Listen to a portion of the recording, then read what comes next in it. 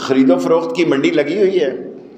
آصف زرداری سب سے بڑا شاطر پاکستان کا اور کروک سیاستدان، خرید و فروخت کا ماہر، اور سیاست اس کی یہی تھی کہ 1983 میں نواب شاہ میں اس کی کونسلر نہیں بن سکا.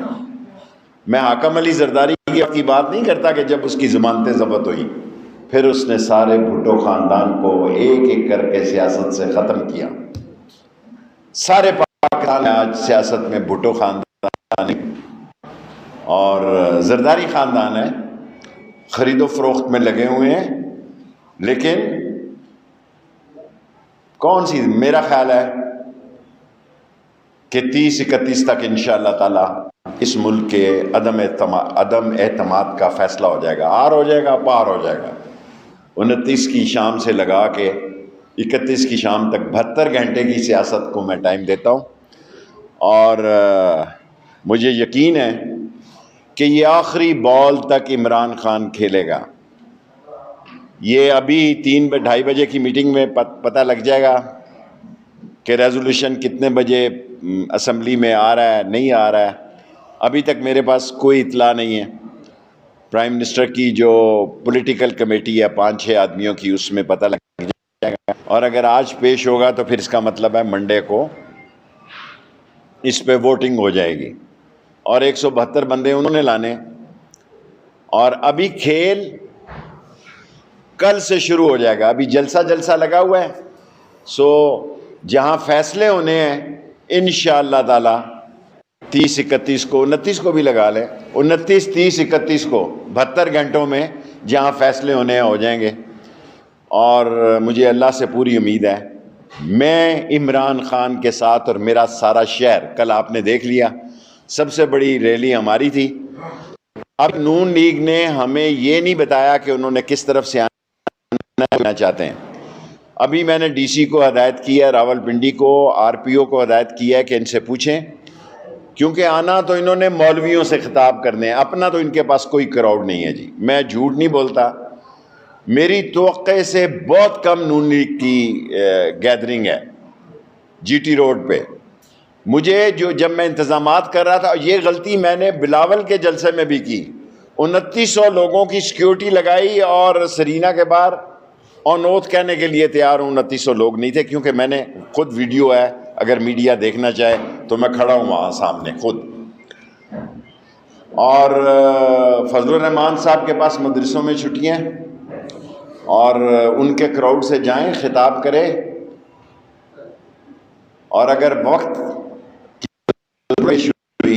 تو وہ لوگ جنہوں نے عمران خان کے ساتھ مل کر سیاست میں ووٹ لیے ہیں، یا عمران خان کے ٹکٹ، ہم تو ساری زندگی اپنے ٹکٹ پہ لڑتے رہے ہیں جی، لیکن عمران خان کے ساتھ کھڑے ہیں چٹان کی طرح. پاکستان کا کوئی ایسا انتخابی نشان نہیں ہے جس پر ہم نے الیکشن نہیں لڑا ہے.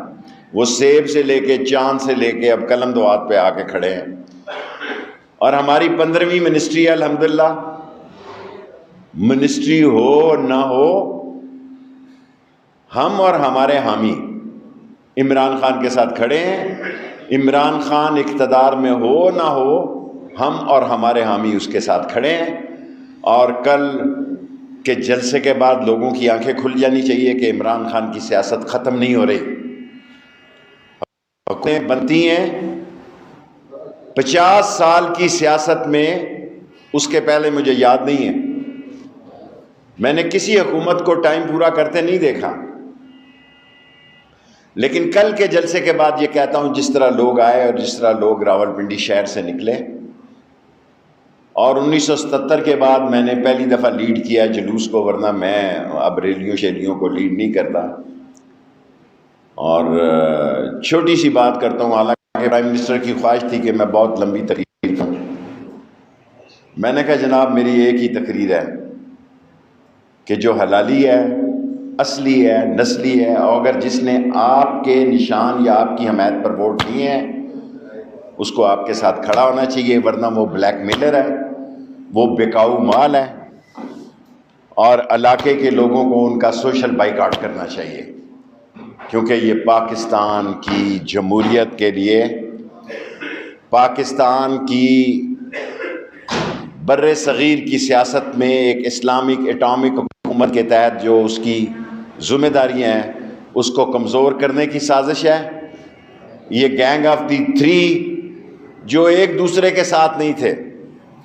جب بھٹو کو پھانسی لگی تو میں بتانا نہیں چاہتا کہ قلم کس نے ضیاء الحق سے لیا. میں تاریخ میں چھوڑ دیتا ہوں، اتنے صحافی موجود ہیں کہ کس نے ضیاء الحق کو کہا کہ یہ قلم ہمیں دے دو جس کے سگنیچر پہ بھٹو کو پھانسی لگی. اور وہ سارے لوگ جن کو بھٹو کے پھانسی لگنے کی وجہ سے اقتدار نصیب ہوا.